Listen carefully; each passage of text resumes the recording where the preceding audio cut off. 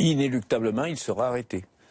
Parce qu'il y a d'une part tout ce travail qui est fait dans son environnement familial, et puis surtout, il y a toutes les relations qu'il a pu avoir dans les affaires précédentes. Il faut retrouver tous ces gens-là, et il a toutes les relations qu'il a maintenues en étant en détention. Il y a tout le renseignement pénitentiaire qui va quand même aider, puisque, disons, il y a des gens qui dernièrement l'ont visité et qui ont peut-être, disons, à l'entrant et en sortant de l'établissement et du parloir, ont pu donner des informations sur les cheminements à l'intérieur de l'établissement pénitentiaire et autres, et les moyens à mettre en œuvre, n'est-ce pas, les observations.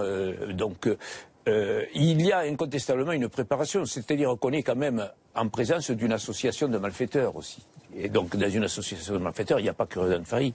C'est-à-dire que l'étau peut se resserrer très rapidement. Et puis, je reviens sur toutes les traces qu'il a abandonnées, traces ADN et autres, son identification et celle de son frère qui ont été formelles, et donc toute l'identification de son réseau familial et disons de son milieu, au sens propre du terme, et ensuite, bien évidemment, l'identification, vous disiez qu'il n'y avait pas de contact, mais des contacts qu'il va bien être obligé d'en prendre, avec qui? Voilà la question.